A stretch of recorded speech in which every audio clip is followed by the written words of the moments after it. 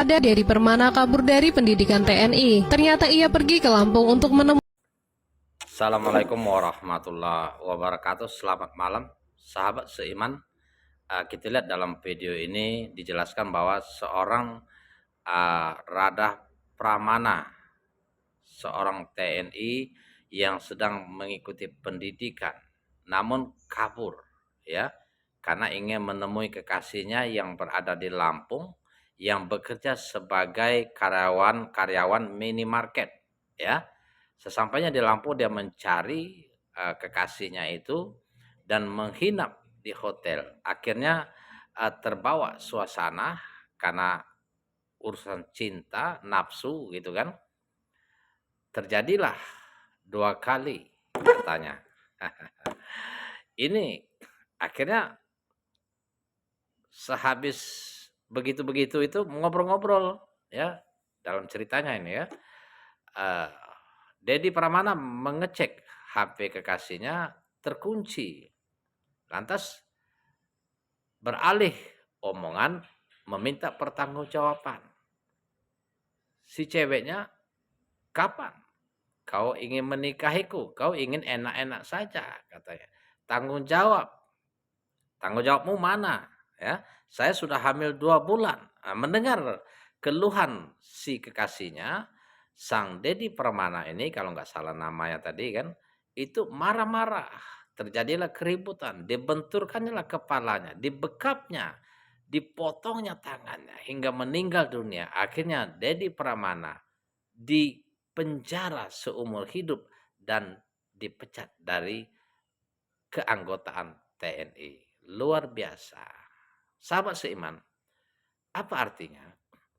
Ketika hal-hal sudah dilarang oleh Allah Subhanahu wa taala itu kita lakukan tanpa perhitungan, tanpa introspeksi diri, tanpa segera diakhiri, maka akibatnya akan kita dapatkan sesegera mungkin.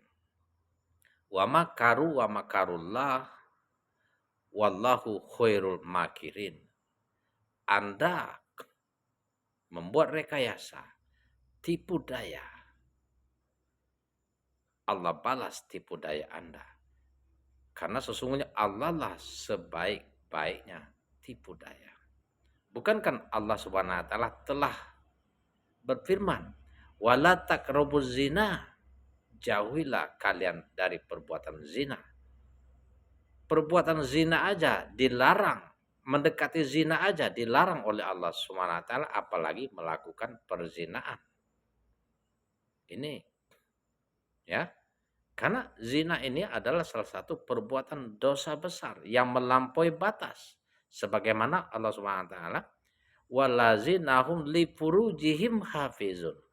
Li furujihim hafizun. Allah Subhanahu wa taala secara tidak langsung melarang perbuatan zina. Peliharalah kemaluanmu kecuali terhadap pasangan yang sah.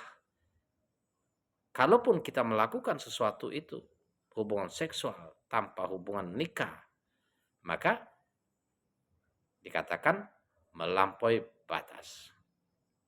Pamani petago waro azalika paulaika humul adun. Apapun yang mereka lakukan, melakukan seks, nafsu, seksual, tidak ada hubungan akad nikah, maka itu termasuk dosa besar dan melampaui batas. Nah, hanya untuk kepuasan sesaat, apa yang dikorbankan? Keluarga jadi malu, orang tua malu, kecewa, sudah bangga sebagai orang tua mempunyai anak yang menjadi tentara, menjadi aparat negara. Tentu bangga sekali, ya. Akan tetapi setelah terjadi begini, mau ditaruh kemana muka kita? Maka untuk yang saudara-saudara, siapapun kita, berpikir ulang, beribu kali berpikir agar tidak melakukan kemaksiatan, kekejian, ya. Menzinai orang, tidak bertanggung jawab. Kalau sudah memang mau, ya menikah. Temui orang tuanya, berarti gentleman. Kalau mau melakukan seks, sudah memang nggak mampu lagi, lebih baik bagaikan beli permen misalnya. Sudah itu sudah aman, nggak ada resiko. Cuma dosa ditanggung.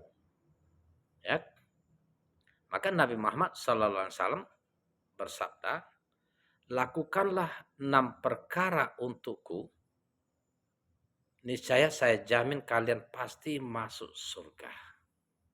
Nah, apa itu 6 perkara itu?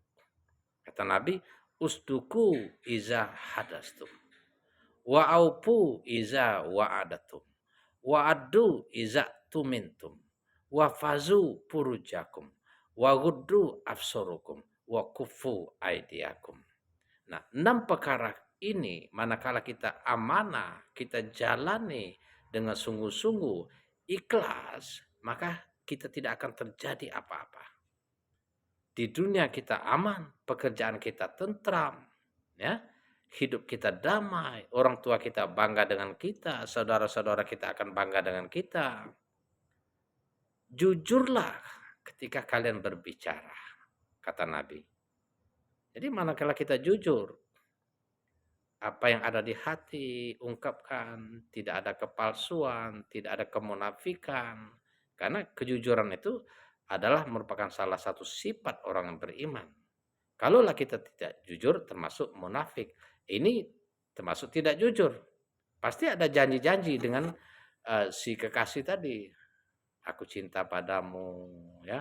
Aku ingin hidup semati, memuji kecantikannya, keelokannya, menjanji menikahi setelah hamil, emosi, kesal, berontak, bahkan membunuh, luar biasa. Artinya sudah tidak jujur dalam berbicara. Wa aupu iza wa'adatum. Tepatilah janji manakala kalian berjanji, kata Nabi. Nah, kita berjanji kepada cewek kita. Tepati. Jangan melakukan kebohongan-kebohongan, rekayasa, menunda-nunda dengan berbagai alasan yang ingin kita hanya kenikmatan sesaat. Wa'addu iza tumintum. Amanalah, kata Nabi, ketika kalian diberi amanah. Nah, kita diberi amanah sebagai abdi negara, tentu sedang mengikuti pendidikan, sungguh-sungguhlah menjalani pendidikan. Kenapa kita harus kabur? Ya, meninggalkan pelatihan misalnya, meninggalkan pekerjaan demi mengejar seorang kekasih yang niat kita hanya ingin melampiaskan nafsu sesaat. Ini kan sudah tidak amanah. Ya. Jadi sabda Nabi Muhammad ini perlu kita pahami, kita cernai, kita amalkan agar kita mendapatkan rahmat dari Allah Subhanahu wa taala. Bukankah Allah Subhanahu wa taala berfirman, "Atiullaha wa atiur Rasulullah la'allakum turhamun." Taatilah perintah Allah dan taatilah perintah ajaran Rasulullah sallallahu alaihi wasallam agar kita mendapatkan rahmat. Nah, salah satu ketaatan kita kepada Allah yakni taat kepada Nabi Muhammad SAW dengan memperhatikan, mempelajari, mengamalkan sabdanya. Ya seperti ini. Wafazu purujakum, kata Nabi. Peliharalah kemaluanmu. Nah, ini kedua-duanya enggak memelihara kemaluan. Nah, siapa yang dirugikan? Semuanya rugi. Si cewek. Tentu kalau sudah dibunuh bagaimana ini? Hamil lagi, berarti 2 orang yang dibunuhnya oleh seorang pacar yang tadi, ya, tentara Dedi Permana tadi. 2 orang sekaligus, ya. Nah, mungkin emaknya dikubur, anaknya diambil karena masih janin kan? Kan 2 berarti dibunuh. Nauzubillah, ya. Wa pasubur jauh, wa ghuddu absurukum. Jagalah pandangan, kata Nabi. Jadi semuanya berasal dari pandangan awalnya. Kita memandang, aduhai, bahenol, cantik, segar, masih muda, energik. Nah, tergoda dengan itu. Berbagai cara agar kita mendapatkan kebutuhan seksual. Ya.